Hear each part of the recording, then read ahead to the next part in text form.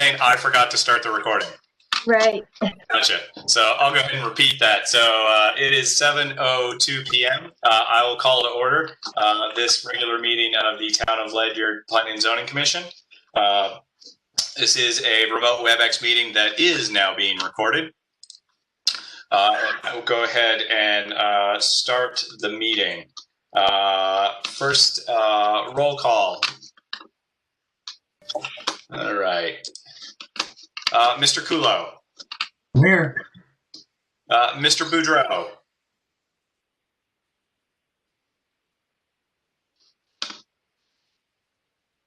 Mr. Boudreau, I'm unable to hear you, but I heard you earlier.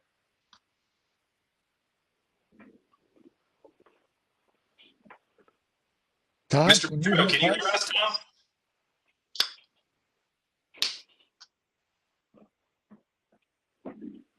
I'll come back to Tom. Mr. Wood. I'm here. Mr. Cherry. I'm here. Ms. Evans.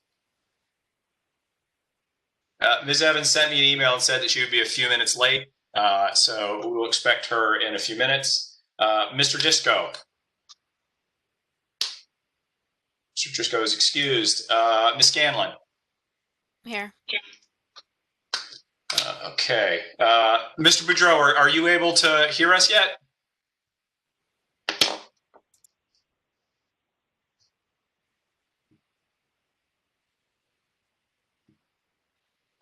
I cannot hear you, Mr. Boudreau. So I am going to seat Ms. Scanlon for Mr. Boudreau. Mr. Boudreau, if you're able to hear us sometime soon, just holler at me and let me know.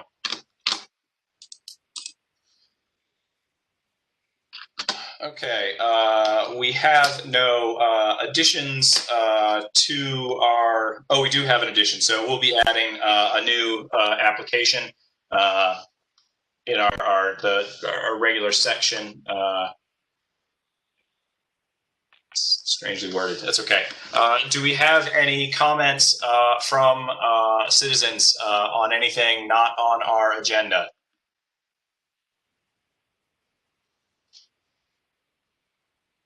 Hearing none, we will move on to the public hearings application. We do have a public hearing tonight on application PZ 2002. So at 7:05 p.m., I will open the public hearing for application PZ 20-02 Re-Sub 1003 Long Cove Road, Gales Ferry, Connecticut. Agent Peter Gardner and property owner Timothy P. Dander. This is a one-lot re-subdivision. I will read in the list of exhibits. Exhibit 1 is the application and supporting documents, which includes the GIS map, owner authorization, and a 2-sheet plan set, which is dated September 24th, 2020. Exhibit 2 is the public hearing legal notice. This was published on September 25th through October 2nd. It states at 7 p.m. Thursday, October 8th, 2020, the Ledyard PZC will hold a public hearing on the following application remotely via WebEx. Application PZ 20-02 Re-Sub 1003 Long Cove Road, Gales Ferry, and so on. Exhibit number 3 is the public hearing notice to the applicant to appear at this public hearing. Exhibit number 4 is the Inland and Wetland Watercourses Report dated March 11th, 2019. Dear Chairman Woody, the Ledyard Inland Wetlands and Watercourses Commission at its March 5th, 2019 regular meeting voted unanimously to forward a favorable report to the Ledyard Planning and Zoning Commission for a one-lot re-subdivision as more fully described in this application and its supporting documents, including the wetlands report of Ian Cole, dated 2/25/2019, certified soil and wetland scientist, dated, and a plan entitled Plan Showing Dander Re-Subdivision, property of Timothy B. Dander, 1003 Long Cove Road, Ledyard, Connecticut, prepared by Dander and Gardner, dated January 2019, revised to March 5th, 2019. Exhibit 5 is a email from the Public Work Director dated 10/8/2020 and an original memo from February 13th, 2019.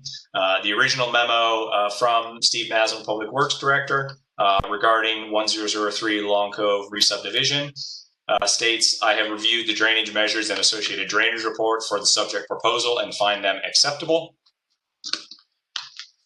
Exhibit number 6 is the Ledyard Health District report. This is dated February 4th, 2019. The Ledyard Health District does not issue approvals for subdivision or commission reviews, but our recommendation for suitability of the previously stated plans lots to accommodate the Ledyard Health District subdivision submission requirements and Connecticut Public Health Code Section 19-13-B103E are as follows. Lot proposed is recommended suitable in its current foundation if footing drains are not required. That is signed by Christopher Seary, Sanitarian 2 from Ledyard Health District. Exhibit number 7 is the planner memo. This is dated from 10/8/2020. Comments from staff are application is for approval of a one-lot re-subdivision that was previously approved by the Commission on March 14th, 2019. However, the Mylars for the approved subdivision were not filed timely, and so reapproval is required. There are no changes to the plan from 2019, but for building setbacks that changed on 2/1/2019 after the application was submitted and the plan date. In review, the property is shown on a map filed on the Ledyard Land Records entitled Plan Showing Killamade Subdivision, property of Joseph A. and Helen M. Killamade, Long Cove Road, Ledyard, Connecticut, prepared by George Dander, dated November 1982. And there is a note on the plan that states, not an approved subdivision lot. Subdivision approval must be obtained from the Planning Commission prior to the issuance of a building permit. This property may be recombined without further Planning Commission approval. Pursuant to said note, the applicant owner are requesting approval for a one-lot re-subdivision approval from the PZC. The application was referred to Ledyard Health Districts and Town Engineer for review and approval, which was received on February 4th, 2019 and February 13th, 2019, respectively. The IWWC on March 5th, 2019 approved a permit for regulated activities relative to site improvements and forwarded a favorable report to the PZC that is valid until March 5th, 2024. An attached recommended motion is followed, which carries the same conditions as the PZC approval from 2019. That is all the exhibits. I will turn it over to Mr. Heller and Mr. Gardner. And just to note, I thank the planner for summarizing in that report the situation. This is a re-subdivision that we approved, I guess, about 18 months ago. Some things weren't filed on time, and so we need to reapprove this. Mr. Heller, Mr. Gardner, who would wish to lead? Just for the record, this is Harry Heller. I'm not involved in this application. Oh, I'm sorry. I apologize, Mr. Heller. I guess, Mr. Gardner, you'd like to speak then. Hi, this is Peter Gardner for the applicant. This is a one-lot re-subdivision, and as noted, it was approved by the commission last year. My client chose to not record the Mylars. We've resubmitted the plans and application, and made the only revision being made is to the building setback lines, which have changed since the approval of last year.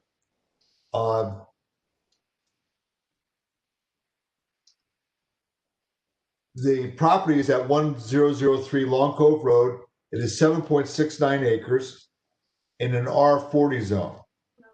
Plenty of frontage along the road, and I can get into as much detail as the commission wants, but again, this is our seeking reapproval of something that's already gone through the process with the same layout, with the exception of the building setback lines. I'll be glad to add anything else the commission asks for, but I think that sums it up. Yeah, that's fine. So I went through the public hearing minutes from the previous hearing of this, and I think all of our questions were answered. But I do want to open it up to any commissioners who do have questions on this application before I open it up to anyone in the public. Do any commissioners have questions for Mr. Gardner regarding this? Make sure you unmute your line before you ask that question. Commissioner Cherry, Please. the plans show that the wetland crossing was going to be accomplished during a dry time. It appears it's been pretty dry lately, and the wetland permit's been issued for quite a while. Has any work been done on that crossing yet? No work has been done out here. Okay, thank you. You're welcome. Other commissioners with questions? Commissioner Kewell, one question. Why were the setback lines changed? That was a decision that Liz could probably answer better than I can, but your commission made that decision. Yeah, the regulations were updated, and so they made slight adjustments to the plan in order to meet the modified regulations. Okay, very good. Other questions from the commission? Hearing none, is there any members of the public who wish to speak regarding this application? Make sure you unmute your line before you speak.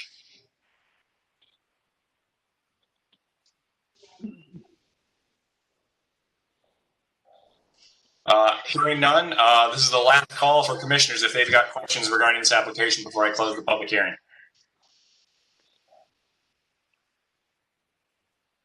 Okay.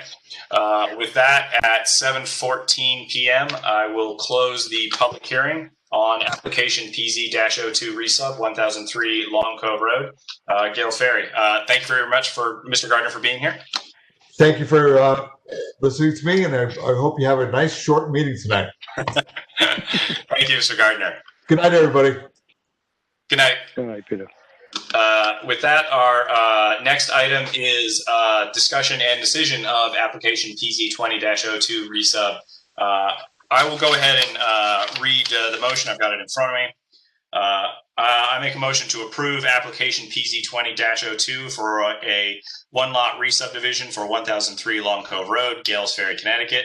Its supporting documents and a plan entitled Plan Showing Dander Re-Subdivision, Property of Timothy P. Dander, 1003 Long Cove Road, Ledyard, Connecticut, prepared by Dander and Gardner, dated September 2020, with the following 4 conditions. Condition 1, digital final map submission shall be submitted to the town planner per State Reg Section 3.15. Number 2, monumentation shall be set and shown on final Mylar prior to filing. Number 3, a fee in lieu of open space in the amount of $2,000 shall be submitted to the town treasurer prior to the filing of the final Mylar plans on the land records in the office of the town clerk. Number 4, a legal document evidencing legal access from Long Cove Road to the subject property over the existing shared pentway as shown on the approved plan, i.e. deeds, letters from an attorney, or other document prior to endorsement of the final plan shall be provided. Can I have a second? Commissioner Cherry, second. Right here. Mr. Boudreau, did I just hear Mr. I Boudreau? heard Tom. Yes, you did. Thank you very much. All right. I know you've been online, so Ms. Scanlon, if you will, I'm going to seat Mr. Boudreau for this. He's been here the whole time. He just hasn't, spoken to us yet. Very good. Thank you very much. So with the motion, as the planner mentioned, this is something that we approved in its current form. Essentially, the applicant failed to close it out, and so it's come back to us in the exact same form. The conditions that we attached to this are the same as was attached in the original approval. So I'm not sure how much else we need here. Ms. Burdick, do you have any final comments on this? No, Mr. Chairman, it's pretty straightforward. Discussion from commissioners? All right, hearing none, I will go ahead and call the vote on the motion to approve the application. Mr. Kulo, Yes. Mr. Cherry, Yes. Mr. Boudreau, Yes. Mr. Wood,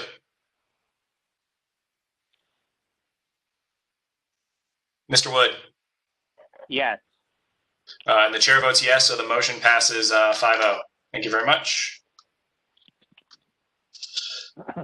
Next item on our agenda, under old business, discussion on proposed agritourism agribusiness zoning regulations, formation of an ad hoc committee.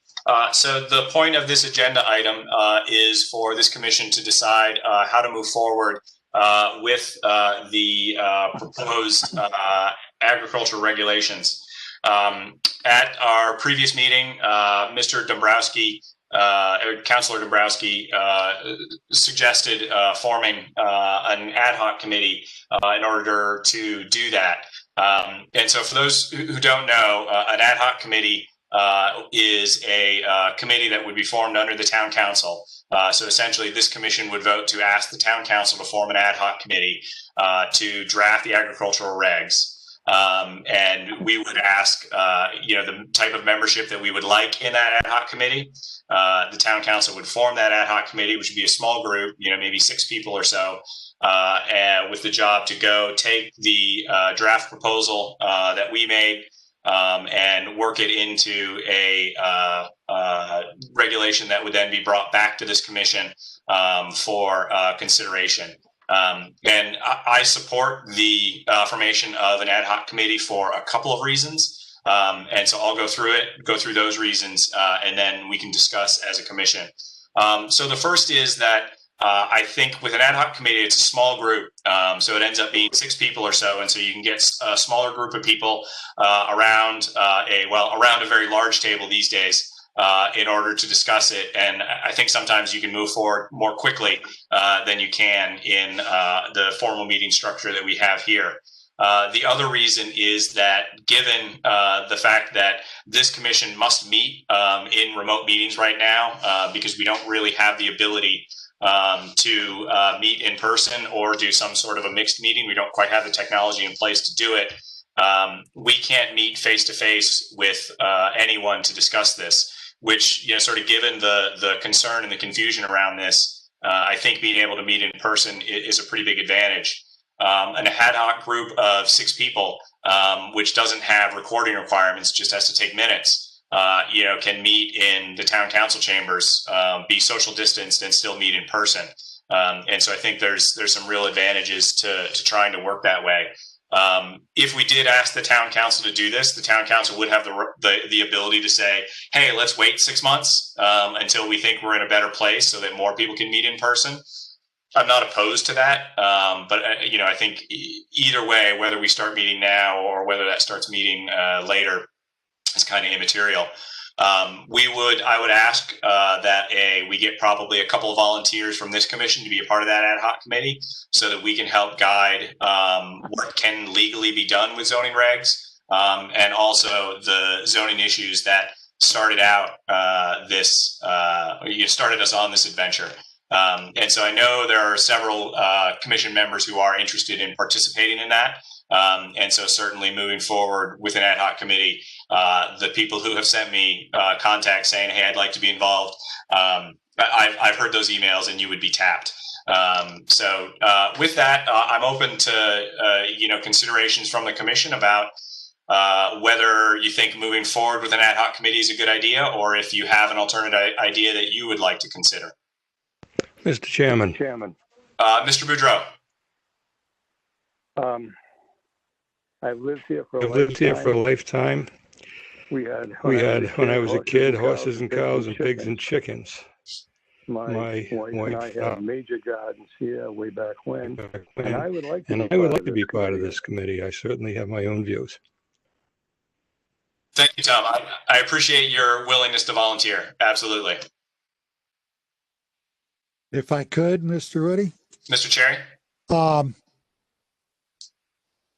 We lose some ability to direct the outcome with an ad hoc committee. The ad hoc committee still falls under FOI rules because it is a committee. Ad hoc under the town council, you still have the agenda and minute type stuff, posting requirements.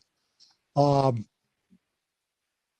think when all is said and done, a way to provide some guidance to that committee would be worthwhile. I think we need to limit our scope a little bit. If I understand a lot of the feedback we got, they thought maybe we overreached. So I think we need home husbandry as we currently have rabbits and chickens. That sounds like home husbandry. Family farm or hobby farm or whatever we want to call it is a farm of 3 acres or more that doesn't want to hold non-agricultural events. A commercial farm was really a farm of 5 acres or more that could potentially hold non-agricultural events. And if we hold to that, we'd give up regulating how many cows or pigs or horses or goats or whatever and say, hey, that's a function of the farm community. The Farm Bureau is in a better spot to dictate what's required. If you have 5 acres, if you have 3 acres, you want to have animals, have animals. That's a significant reduction in what we've done in past regs for home husbandry. We really didn't regulate agriculture. We said agriculture was allowed, and here's the definition from 11Q of the state regs. So I think, if we could somehow pass some thoughts to an ad hoc committee, that would work. Now, between you, me, and the rest of the commissioners, after our last ad hoc committee, the town council may not be in favor of another ad hoc committee. So we may have to work with staff to figure out, okay, can we have a 3-member party from planning and zoning augmented from the agricultural commission and maybe public at large to pursue this and make a recommendation. I don't know. I know the regs talks about splitting off, but you still have to have minutes and notes and everything. So that's my 2 cents worth. I agree with you. There's no rush to get there, but I also think we may want to at least notify those people that are currently in arrears on the regulations, that there's no regs covering it. And we've deliberately avoided talking to legal non-conforming uses because it's a very difficult field and each one is unique. That's my 10 cents worth. Mr. Chairman? Yeah, first, just in reply. So I think if we were going to form an ad hoc committee, I think the place that we would start, is we would start with the draft regulation and bring that and say, let's start crossing things off, right? And I think, by subtraction, we can very quickly get to a place where we can have a few meaningful discussions. And certainly, I think the hope would be to ask the town council to put a hard time limit on the ad hoc committee. And give it 6 months to produce something. And as far as giving up control, I think in some ways that's an asset. As it puts this commission back in a place where we're taking an application and considering that application on its merits. So I think there's some advantages to that. Ms. Burdick, you had your hand up. Yes, thank you, Mr. Chairman. I just wanted to let you know that Kyle did draft a general letter, so the one Mike was just talking about, to some of the businesses that we feel are in violation. So I haven't had a chance to review it yet, but it's been drafted. Thank you. Thank you. Mr. Cooley. I have a comment. Just philosophically, I think we're past the point. We have a lot of information, and to constitute a new committee, an ad hoc committee, I think is unnecessary. I'm not going to be part of the planning and zoning after next month, so I'm just reiterating what I've said before. I think we have plenty of information, and we could easily put together something that really works, and that it would be unnecessary to formalize an ad hoc committee. That's all. Thank you, Mr. Kula. Mr. Wood, any comments? Yes, thank you very much, Chairman Woody. What I'd like to do is to support an awful lot of what Commissioner Cherry said. I think with the co-op education at the high school, animal husbandry should stand the way that it is. And I think my approach is kind of, let's see what's there and see what we're okay with. I think the 3-acre hobby farming, I don't think that needs to be addressed myself. I mean, I think that's another subtracting one from the existing regs that doesn't need to be addressed. And I think the commercial end of it, I think can be addressed through, a lot of that can be addressed through the usage tables. And so I would submit that as part of whatever comes out of this discussion and the council's discussion, that land usage table, if I'm using the correct term, I think that can help us as far as social functions and money raising functions. That what we're looking at is the commercial end of this. So I submit that just for consideration. Thanks. So I think that I don't think there's any disagreement there. The question I guess I'm posing is what's the best way to go about doing that? And my thought of going with an ad hoc committee lets us form a committee that has plan and zoning members, ag commission members, optimistically an EDC member, so that all those people can get together and have those conversations directly. And so my question is whether or not that's something that's worth trying to pursue or not. Chairman Woody, Commissioner Cherry again. Could I ask Mike Morelli a question? Yeah, I think that's fine. Mike, at the formation meeting for the Ag Committee, did they address an interest in working on regs, or didn't get there yet?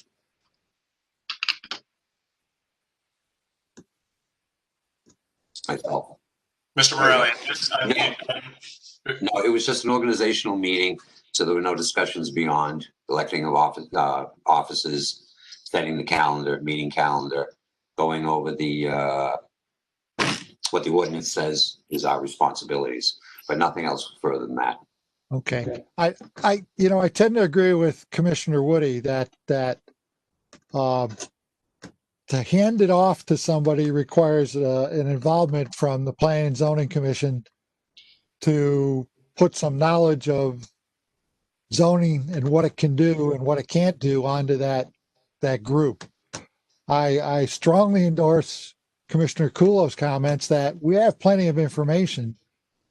But I think my fear is we had plenty of information when we put everything into the current draft. We had Casio information, we had Farm Bureau information, we had Department of Agriculture information.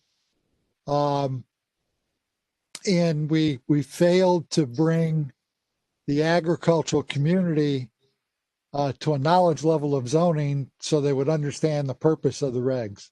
So that gets me back to, I endorse Jeff's comments and I agree we have the knowledge to do it, but I think Commissioner Woody is absolutely right. We need to involve others or it may not be well received. Yes. I certainly agree with that. So I'll go ahead and make a motion to that the Planning and Zoning Commission asks the town council to form an ad hoc committee to modify proposed agricultural regulations to form a acceptable draft for submission back to the Planning and Zoning Commission. I'll second that. And so the only point of this is I'd like to make it a commission decision to go do this. And I think that I'll bring this to the town council if it's approved. And at that point, we'll be hunting down members from this commission as well as the Ag Commission, certainly. Any other thoughts from commissioners? I mean, you know, we're betting on them saying yes. We may want to think seriously about what do we do if the town council decides against an ad hoc committee? How do we proceed and still get the involvement we want? Ms. Burdick?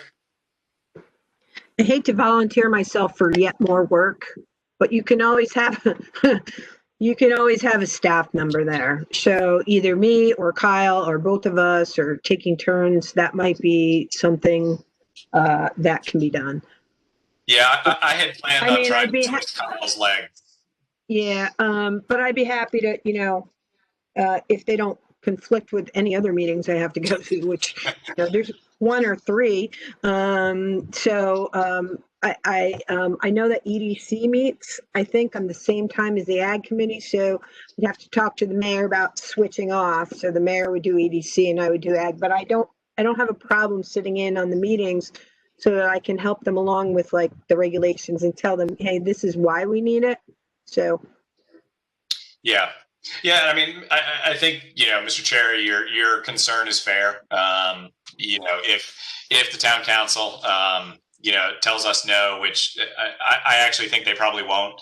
I think there's enough interest and activity in this topic right now that they will be willing to form that ad hoc committee.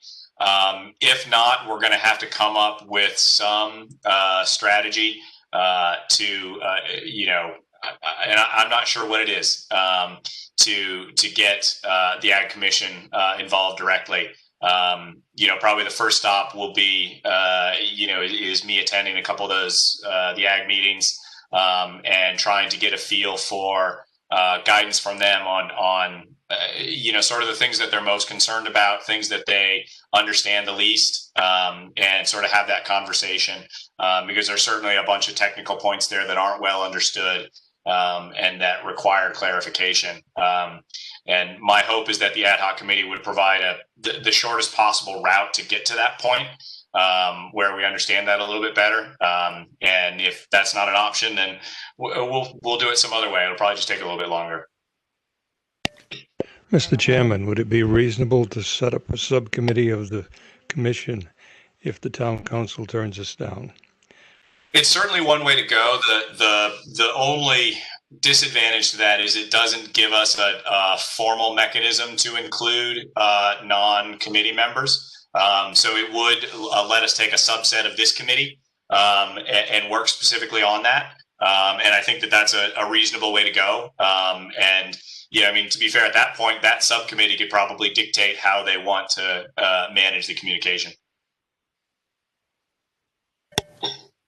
On a separate note, it appears that Commissioner Kulo is going to have time on his hands, so.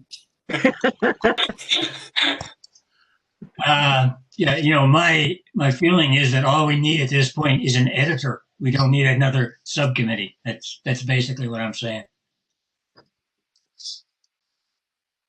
So with that, I'll go ahead and call the vote and see where we are.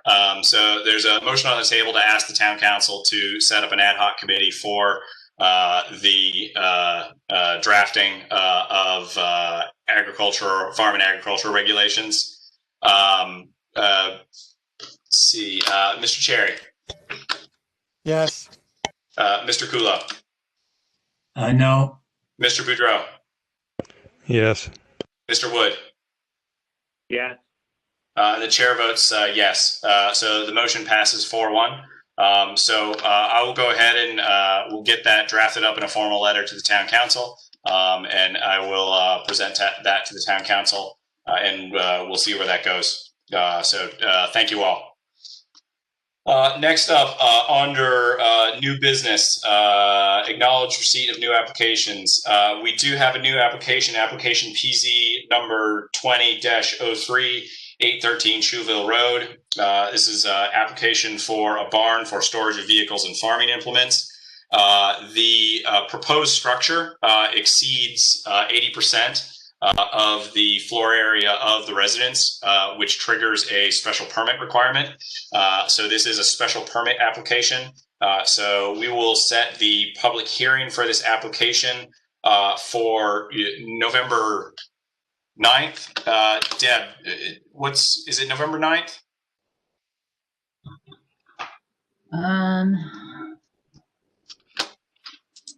So I'm not really sure. It would be November 12th. November 12th. Yeah, November 12th. Yep. So we'll set the public hearing of that for November 12th, 2020.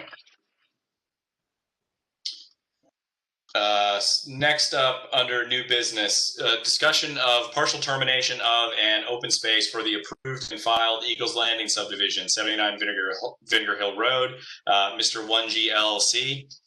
This is a little sticky. Mr. Heller, this is definitely you. This is me. This is why I'm here tonight. Good evening, Mr. Chairman, members of the commission. This is Harry Heller, 736 Norwich New London Turnpike in Uncasville, representing the property owner and applicant, Mr. G1 LLC. As the commission may recall, you approved the Eagles Landing subdivision located on Vinegar Hill Road, I think about 1.5 years ago.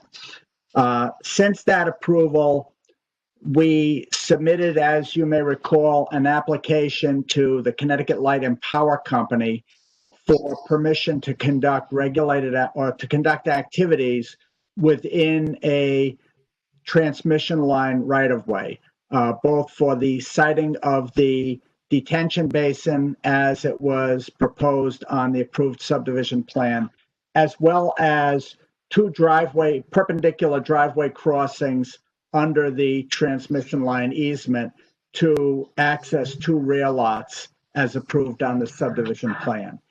It took us about 15 months before we received a first response from the Connecticut Light and Power Company.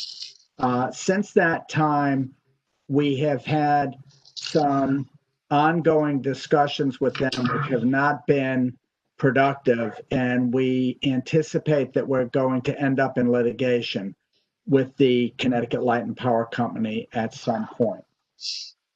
To complicate matters, the principal of my client has stage 4 cancer and just does not have either the physical or the emotional wherewithal to engage in that battle at this time. Because of the potential tax burden resulting from the approval of the subdivision with lots that cannot be developed at this time, a few weeks ago, we filed a partial termination of the subdivision in the alleged land records, incorporating all of the lots except lot 85, which is kind of a standalone lot. It's 85 Vinegar Hill Road, obtains its access from Vinegar Hill Road as proposed on the subdivision plan. We did not recombine that lot, but we had combined all of the rest of the property to terminate the subdivision. Subsequent to the approval of the subdivision, and because this was an open space subdivision as approved by the commission, we conveyed 102 acres of land to the town of Ledyard as permanent open space.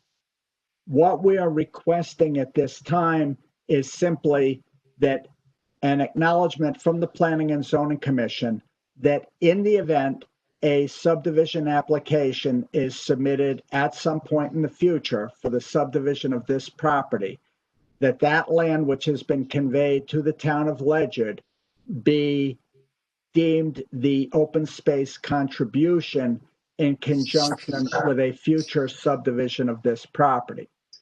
We're not asking that any particular conditions be attached to that, or that any future subdivision be administered under the regulations that were in effect at the time that the original subdivision was approved. We recognize that regulations may change, circumstances may change. We simply ask an acknowledgement from the commission that if and when a new application is filed, that whatever has been dedicated to date would be considered as a contribution toward whatever the regulatory requirement may be at that time. We are not asking for a reconveyance of the open space. We recognize the fact that this open space is strategically positioned, particularly with respect to the adjoining open space that was owned by the town of Ledyard and the recently acquired abutting parcel of open space acquired by Avalonia Land Conservancy. So that's the nature of the request, and I'll be glad to address any questions that the commission may have. Yeah, so thank you, Mr. Heller. I appreciate that. So when I think about this, the way I think about this is that essentially we're doing a giant lot line adjustment on all of the lots that aren't lot 85 to merge those into a single lot. And otherwise, nothing else is changing. Is that a fair understanding of what's happening with all of the subdivision land that isn't a part of lot 85? Well, I don't think it's a lot line revision. It's a lot combination. Sure. Okay. So the only question I have is that I'm not sure I can tie the hands of the future commission to guarantee that the open space that was conveyed as a part of this would be considered just because of all the potential changes that could happen. I'm happy to make a motion that acknowledges that open space to make sure that it's on the land records, that open space was accepted as part of this subdivision and should be considered in any future subdivision. But I'm not sure that I can do anything to force a future commission to act in that way. Well, and that's why I was careful in the way I crafted that, the request. I agree that you can't tie the hands of a future commission in that you cannot determine what the regulatory requirements may be at that time, and we're not asking you to do that. But with respect to this particular piece of property, I think you can make a determination that whatever has been dedicated to date would be counted towards whatever the regulatory requirement may be at some time in the future. Okay, yeah, it may be a matter of wording to get that right. Questions from other commissioners?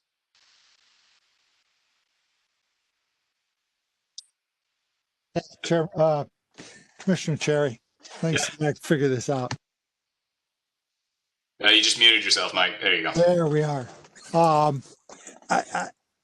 In order to get the tax advantage or to revert back to undeveloped land, I agree with Attorney Heller that the subdivision, for the most part, needs to go away. Just doing a lot line adjustment still would require a structure to be built on the larger lot.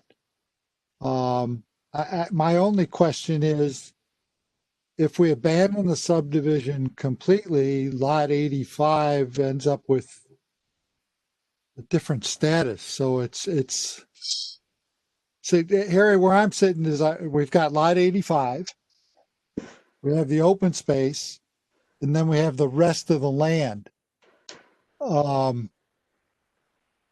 What do we call the rest of that land? Because we've ended up with troubles in the past where we've done a subdivision. So this subdivision would have 3 parcels by the time we're done.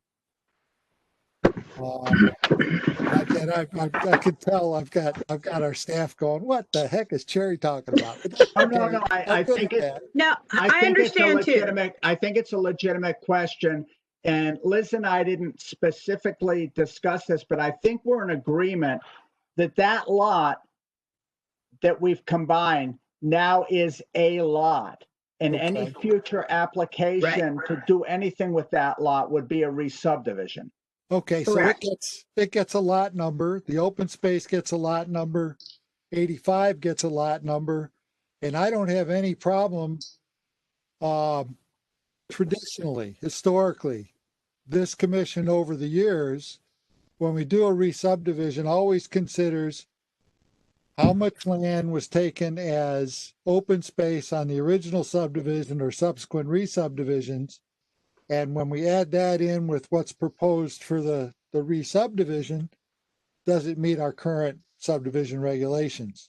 So I think what you're asking for is what we've historically always done. Even though we don't bind the commission. And I don't think the last time we changed our subdivision regs, we really addressed that specifically. Well, it's kind of an odd situation. Yes, sir. But historically, we always look at what was the open space dedication for the original subdivision.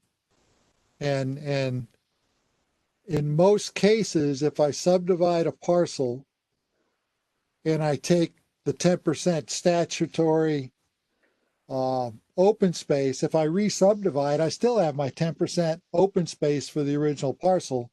And I don't recall ever asking for more open space unless we were changing categories from regular subdivision to conservation subdivision, something along those lines. So I support it. It's a matter of what the words are. And we did file in time to meet the October. Yes, I believe we filed on the 28th or 29th. Okay, good. Yeah. Otherwise, it's an exercise in futility. Right. And I'm in, if it was 1 year, we might have bit the bullet, but if this is resolved, my instincts are it's going to be 2 or 3 years before we're back to you. Yeah. Yeah. Well, and in my opinion, I don't want to see this land, this subdivision not be doable because of the large tax burden we've placed on it before we could start. It doesn't make sense. Yeah. Ms. Burdick, did you have comments? You're muted, Ms. Burdick. How about now? Good.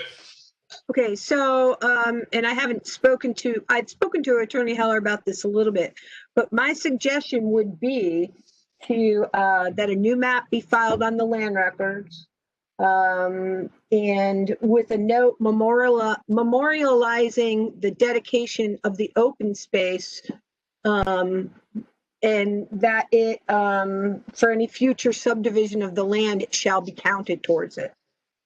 And I can work with Attorney Heller on the language on the map, and then the map could be a partial termination. It could show a lot line reconfiguration by combining them. And then it gets filed on the land records, and it's there, for any future folks if none of us are here. Yeah, and that's my my main thrust is let's get it on the land record so that we know it's done, so that if this isn't 2 or 3 years, if this is 10 or 12 years, that it is known what happened here. Because I know we've had questions like that before where something's come up and no one has any idea, whether or not there was open space at any point. So I don't have any problem with the gist of it. I can make a motion, and I'm okay with the planner and Attorney Heller fine-tuning words if we get a little sloppy in that motion. I think our intention, this is how we've always dealt with this in the past. If there's previous dedication of open space, we go through the math of figuring out what was previously dedicated and what would be due from any new subdivision, and figure it out. So I think it's really just confirmation of our policy. One Yeah, quick I'm question, if comfortable I with could. that. Sorry, who's speaking? I have one question for really Attorney Heller. When I go look at cancellation of subdivisions, it appears most of it is in case law. It's not in statute. Are we going down a good line from a legal standpoint? Yes, and you know, I've done a number of these. The statute only applies to the division of land, not the combination of land. So my interpretation of the case law is that unless you're creating some kind of a zoning violation by the combination, that's simply not an act that's regulated by statute or by municipalities. They're not given the enabling legislation to regulate that a combination. Well, it seems, as I stated earlier, this remains a subdivision because there's 3 lots, open space, the land, and 85. So it's really a modification to a previously approved subdivision. We're not creating any new building lots. Okay. Thank you, Attorney Heller. Any other commissioners? Okay, hearing none, I'll make a motion to acknowledge that 102.25 acres of open space has been deeded to the town of Ledyard for the Eagles Landing open space subdivision. That was approved on 2/14/2019 by the PZC, and that the applicant in said has on September 28th, 2020, partially terminated the subdivision by combining all of the approved lots with the exception of lot 85, and that a new map shall be filed on the land records of the Ledyard Town Clerk showing the lot line adjustments, or whatever the right wording is there, with a note memorializing the dedication of the open space parcel to the town of Ledyard for any future subdivision of the land. I have a second. I would second that. Mr. Boudreau, second. Thank you very much. And so if the words need to be fine-tuned there, I think that's fine. I think the intent of the commission here is clear. And so if some wording needs to be fine-tuned, I'll trust Ms. Burdick and Mr. Heller to fine-tune that. Any further discussion on the motion? Just do we need to put the words modification to the existing subdivision in this, or? Mr. Chairman, I can work on, I will work with Attorney Heller on the proper wording for the map. Yeah, I have no opinion if the correct use there is partial termination or what the right verbiage is there. Any other comments from the commission? Chairman Woody, this is Commissioner Wood. I guess, Mr. Wood, please. Thank you. I would appreciate a summary of what's the advantage to the town and what's the advantage to the landowner for this partial termination and consolidation and the open space and number 85 Vinegar Hill Road. I'll let Mr. Heller answer the reason that the applicant wants this. Sure. The incentive to the landowner is that Connecticut law is clear. Once a subdivision has been approved by the Planning and Zoning Commission and the map filed on the land records, the municipal assessor has the right to tax those lots as building lots. Because of the impasse that the applicant is at with the Connecticut Light and Power Company, the subdivision cannot be built in the manner in which it was approved by the commission. And that's going to lead to litigation at some point between the property owner and the Connecticut Light and Power Company as soon as the property owner is emotionally and physically able to engage in that task. as I indicated, that may be a 2 or 3 year period. The taxes on this subdivision as building lots is probably going to be somewhere in the $40,000 to $60,000 a year range, and that's simply too significant of a carrying cost to bear while resolution is sought with the Connecticut Light and Power Company. So that's the incentive for the property owner. The incentive for the town of Ledyard is that open space is much more material when it attains critical mass. And the 102 acres that was dedicated in conjunction with this subdivision abuts two other large open space parcels. Chairman Woody may be able to give the exact acreage, but I think it's over 300 acres of contiguous open space with this dedication, and this dedication is in the middle of it. So I think keeping this as permanent open space has significant benefit to the town of Ledyard. Yeah, Mr. Wood, I think the other advantage to moving forward in this way for the town is, the other outcome of this is if the subdivision remains and it ends up defaulting on taxes in some way, then we're in a forfeiture situation, which we're going to deal with in our next item, which no one wants. Right. We don't want a subdivision that has failed in some way that, it's being forfeited or some other problem like this.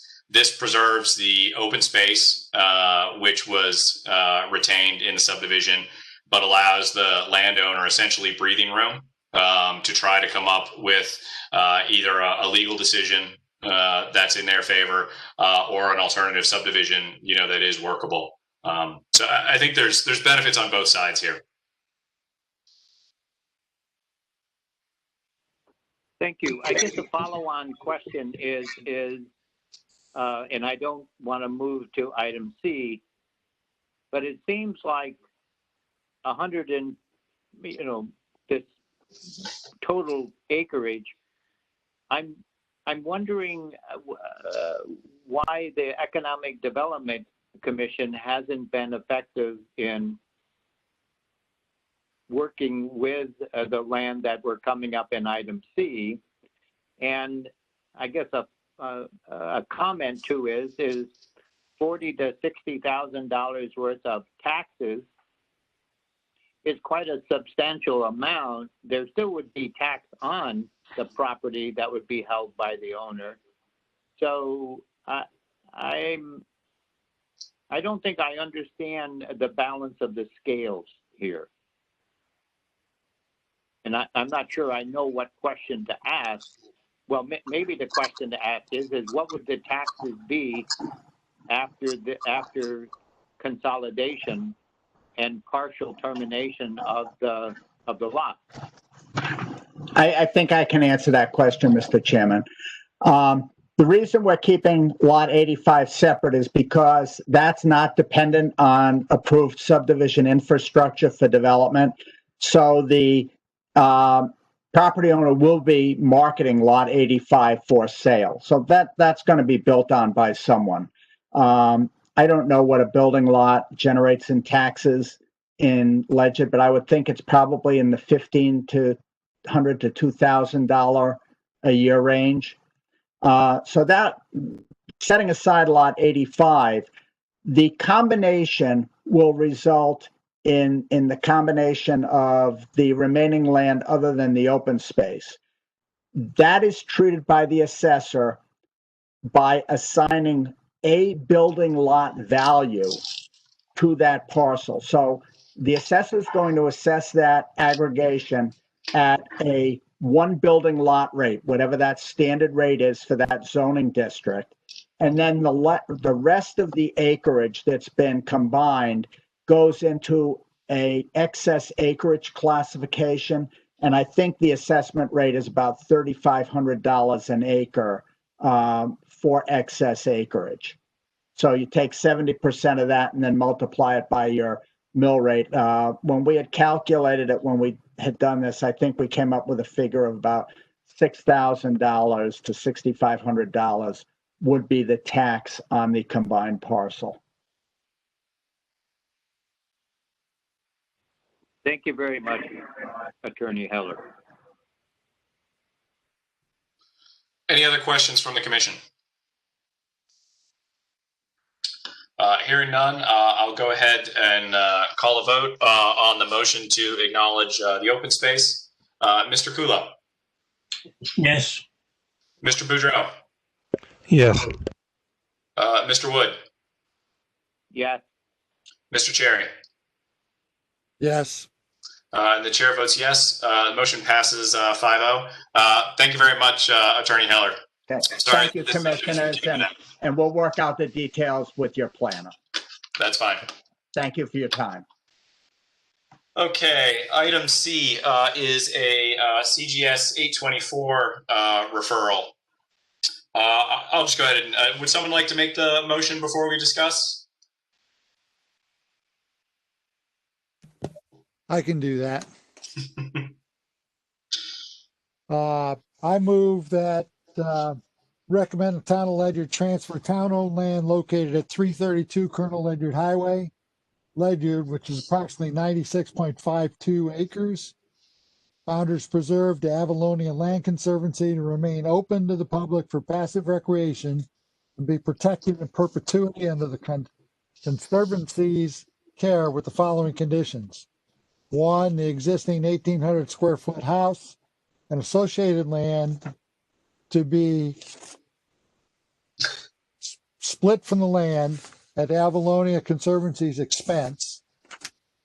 2, Avalonia Land Conservancy would allow for continuation of bow hunting on the Founder Preserves property in accordance with Ordinance 100-018, an ordinance providing for archery hunting on certain town-owned lands. And 3, Avalonia Land Conservancy will pay for all conveyances, fees regarding the transfer of the property. This is Commissioner Wood. I second that. Thank you, Mr. Wood. Yeah, this is a subdivision that went into foreclosure. The town has owned it for a number of years.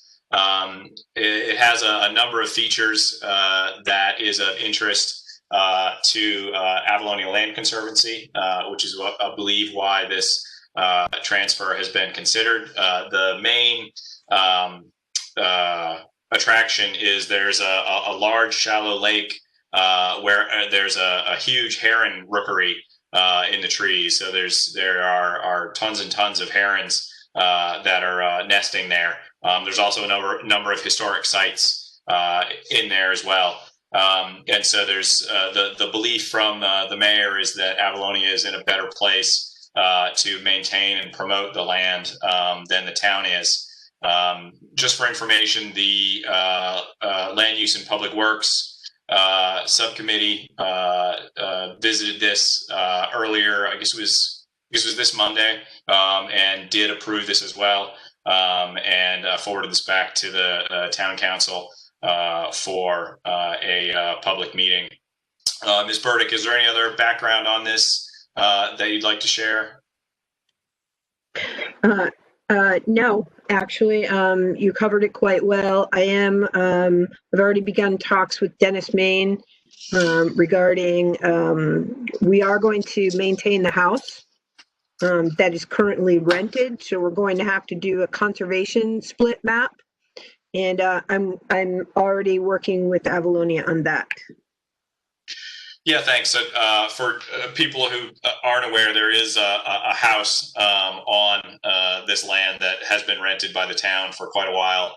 And so that will have to be split off from this. The town will retain that house. So there is going to need to be some creative drafting in order to make sure conforming lots are created. So thank you for reminding me of that, Ms. Burdick. Mr. Kula. Yeah, I have 2 questions. The access to Founders Preserve, would that be by way of 332 Colonel Ledyard Highway on that driveway in that house, or would there be some other access point? And also, Ms. Burdick said, she called it a conservation split. Is that different from any other kind of a split that we would hit, like a, normal split? I can answer that. So there's some splits that are not subject to subdivision. One of them is a municipal split, and that's how we created the town green parcel from the Ledyard Center School, or a conservation split. So it would be a map that would be submitted to staff to make sure that, the house lot would remain, 332. The rest of the land would be conservation land. It would say for conservation purposes only. And the access would not be from Colonel Ledyard Highway at this time anyway. It's going to be from Paint Mill.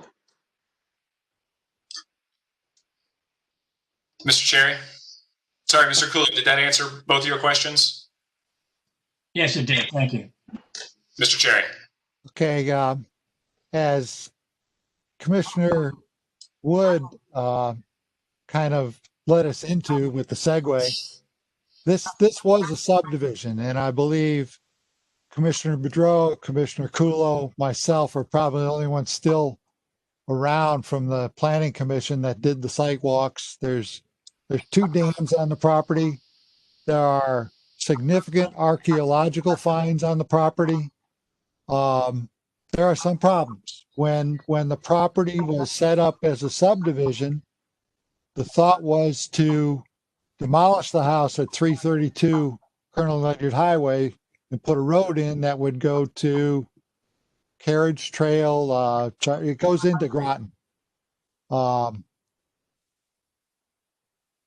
When the subdivision failed, the first attempt, because it was costing so much in taxes, was to recombine all the lots and not have to pay that much tax.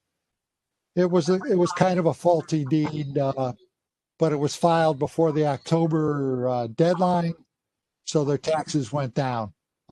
They combined all the property, but we owned all the open space down the middle of the property, so they couldn't combine our property with it. And without our property, it was still 3 parcels. Eventually, they couldn't pay the taxes. We took it on a tax foreclosure. But right now, the house on 332, the principal that did the subdivision owned 332, the next house to the north, I think, and the parcel behind it. So the garage is actually on the next door parcel after the movements of property lines.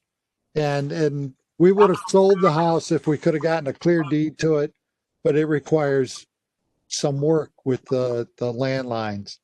But the market changed and they couldn't develop it, and the tax burden caused them to lose the property to a tax foreclosure.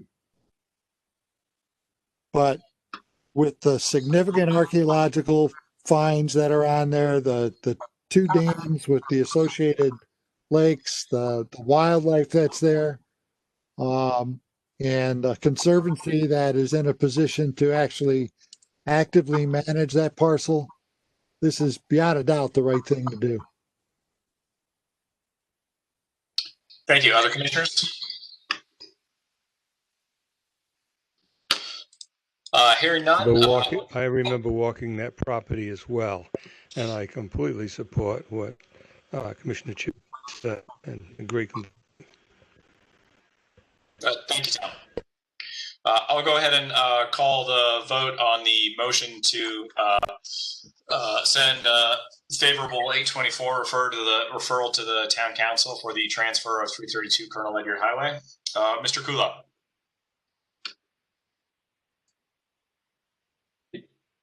Mr. Kula? Oh, you're muted, Mr. Kula. My vote is yes.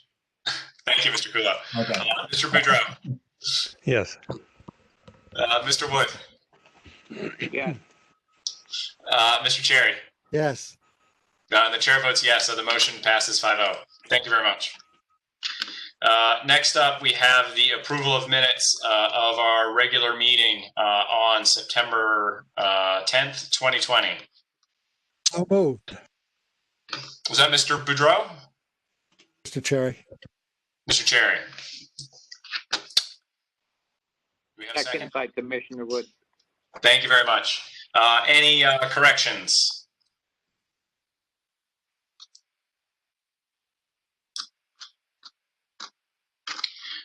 Hearing none, I'll call the vote. Sorry, I'm pulling up my cheat sheet here. Mr. Kula. Yes. Mr. Boudreau. Yes. Mr. Wood. Yes. Mr. Cherry. Yes. And the chair votes yes, so the motion passes 5-0. Thank you. Correspondence. 2 items of correspondence. The first is notification of modifications to the cell tower on 889A Colonel Ledyard Highway. This is citing council notices. They're obligated to notify us. Other than that, we have no action here. The other one is that the Connecticut Land Use Connecticut Bar Association will be holding their all-day seminar on March 6, 2021. I think Ms. Dobson sent this out to everyone. No information on how to actually register until the new year. So no action yet. But for any new commissioners, definitely try and attend this. It's really informative. It'll be the first time it's held virtually, so we'll see how that works. One of the big advantages to this has always been the opportunity to discuss with some of the attorneys there and get some of your questions answered in person. I don't know if we'll get that advantage or not this year, but hopefully they'll figure out some way to have a bit of a Q&A session or something. So either way, we will, I encourage all commissioners to try to attend this if they can. And when this information comes out, we'll get Ms. Dobson to do registrations for anyone who is interested in attending. Can we ask Ms. Dobson to make sure she includes Conservation Commission? I'm not sure they always got the notices before, especially since it's going to be virtual. It makes it a little bit easier than spending a full day up in Middletown. Yeah, Ms. Dobson, could you also forward this to, since Mr. Morelli will get it, Mr. Morelli, I encourage you to share this with Ag Commission members. If there are people from that commission who are interested, there may be some interest to them as well. Town planner report, Ms. Burdick. I don't have too much to report since the last meeting. I have a lot of things going on. I have different piles and different need to do now, but I'm working on the GIS. I'm going to have to get a couple of more estimates for that. The low tip grant, we received 8 submissions and we qualified all 8, and now we're requesting proposals due on or before October 23rd. We were going to do 1 week, but it's a short week and we don't want folks to rush it. Steve Massel will be on vacation. We'll look at the proposals on the 26th, and we're going to try to move quickly after that because, there's only so much money, and I understand a couple of the projects have already come in far over what they estimated their project costs to be. One by, I think, 600,000. So, we want to try to get that done as soon as possible. We have not yet heard about the steep grant. It was postponed until October 15th. The award, it was supposed to be October 1st. Apparently they received 90 applications, which I think is good for us because I think that, out of all of the towns, not everybody applied. And there was, I think, about enough money to fund everybody, each town, if everyone applied for the mats. And we still have not heard about the CDBG Small Cities grant application yet for the Ledyard Housing Authority. But that's really all I have. Is there anything else? I'm working on RFPs and RFQs for WPCA. the usual suspects. If anyone has any questions for me, I'd be happy to answer them. Questions from the commission? Yes, Commissioner Cherry. Please. Do you know what, as WPCA was going out looking for an RFP or something, an engineering study for sewer to Ledyard Center, or did they approach you? Yes, Mr. Chairman, and actually, we're going to hire someone to help write that RFQ, because that's, very technical. WPCA has given me a name, which I hope to contact within the next few work days. We just got the technical standards for the demolition of the bunker and the water tower up at, all right, it's late and my mind is blanked, Gallop up Hill. there, yeah, Gallop Hill. So Steve Banks and Steve Maslin and I met with Groton Public Utilities today and reviewed the plan and the specs. We have a couple of questions we have to have answered, and then that we'll do an RF, we'll send that out as well. So we're busy. Next up is the zoning official report. Mr. Felice. Thank you, Mr. Chairman. Just be brief here. So we did a lot of permits this month, and I probably still have half dozen more on my desk that we received this week that aren't on this list yet. Quite a few houses. We have several change of use applications. A lot of those are for the center school project, so each tenant has to do one, so we can, make sure their individual use complies with the regs. So we have several of those. The Stonegate Village RV parking area, you'll see that as 10 Flintlock Road. That received a zoning permit and a wetlands permit because it is an upland review area. So that project is underway. Good to hear. Yeah, I'm sure the residents will be happy when that's completed. Again, quite a few final inspections, a lot of houses going up still. 18 Fairway Drive, for those of you who don't remember, that's the multi-tenant commercial building. That received final zoning compliance. I worked closely with that property owner to make sure everything was completed in accordance with the site plan. Let's see here. I would like to add, he plans to come back for the second phase of that project. It requires a site plan modification per the original approval. So he filled out that first building, so he's got tenants and he's filling that building? I believe he has one tenant that's renting half of it, and I don't know, I haven't received any other word if he has rented out the rest, but it seems positive that he will, so we'll keep an eye on that. Trying to keep up with enforcement. The priority really this month was, getting permits out and doing final inspections, but, I'll keep up with that. The center school project, I've been spending a lot of time over there, probably a little too much time. They're almost done with all their site work, a couple minor items left. There's going to be some bonding and stuff, but I'm hoping we can tie that together next week for zoning at least. I know they still have building department issues with fire code and such, so that might be the holdup for that project. That's it. Anybody has any questions or anything? Mr. Chairman, may I speak? Please. I just wanted to, give Kyle, some kudos.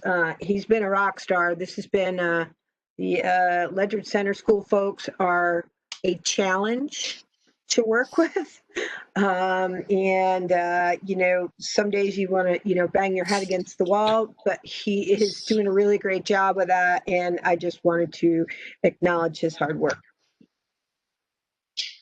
Yeah, thank you. And it's I'm happy to see Mr. Fleece starting to get those permits out so that, people can get in there legally and get businesses open there. So, it was certainly the hope when we sold that and when we approved the site plan there that it would be commercially viable, and seeing those zoning certificates getting approved, meaning that it's actually getting filled up, that's what we like to see. So thanks for your efforts there. Got a question for Mr. Felice. we Please. made significant changes to the zoning regs with regards to political campaigns and signs starting back in 2012. Is this been easier? And you weren't here last time. Maybe Liz, compared to other election things, how we doing with signs? Are we keeping planning and zoning out of the mix? Yeah, I sure try. Doesn't mean we don't get phone calls and requests, but yes, you know, it's like the standard every election day or every election year, you get complaints about signs and, you know. Commissioner Wood had some questions for the mayor and he was kind enough to info me on his email. So I was kind enough to point the mayor to 7148 municipal ordinances on placement of political signs on municipal property, saying if they wanted to control it, there was a means in statute to do that, and it wasn't in section 8.2 zoning. So knock on wood. Hopefully we can keep you out of it. You guys are busy enough without chasing campaign signs. For sure. Any other questions for Mr. Felice? Hearing none, before we adjourn, Mr. Kulo, who's a long-time planning and zoning member, his term is up October 31st, and I have been unsuccessful in convincing him to come back for another term.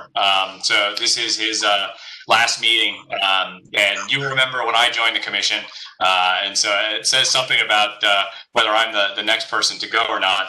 But I want to thank you for all the time that you've put in over all the years that I've been a member of the commission. You've always been a critical eye on everything that we've done, and I've appreciated all of that input. You'll be missed, and as I said in my email, I hope that you join the crew that comes to meetings to tell us what we're doing wrong in the future.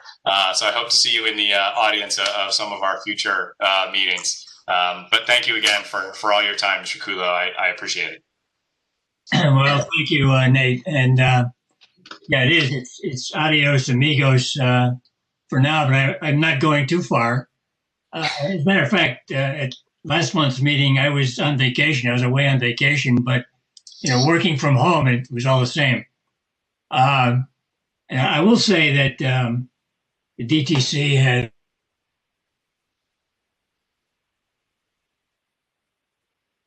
locked up. I was wondering if it was me that locked up or Mr. Kulo.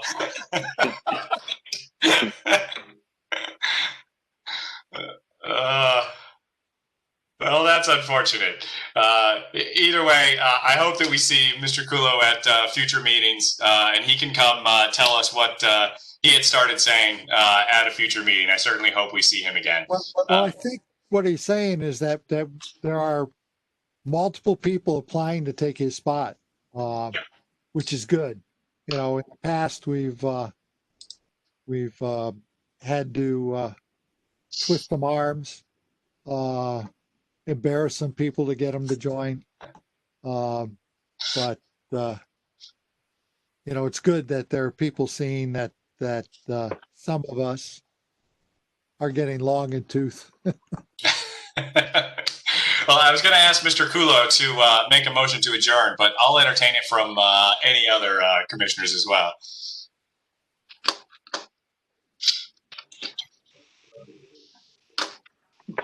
So moved from Commissioner Wood. Second by Mr. Woody. With that, at 8:26, I will adjourn this meeting of the Ledyard Planning and Zoning Commission. I thank you all for your attendance. And we'll see you all again in November. Good night, everybody. Good night. Thank you, Mr. Chair.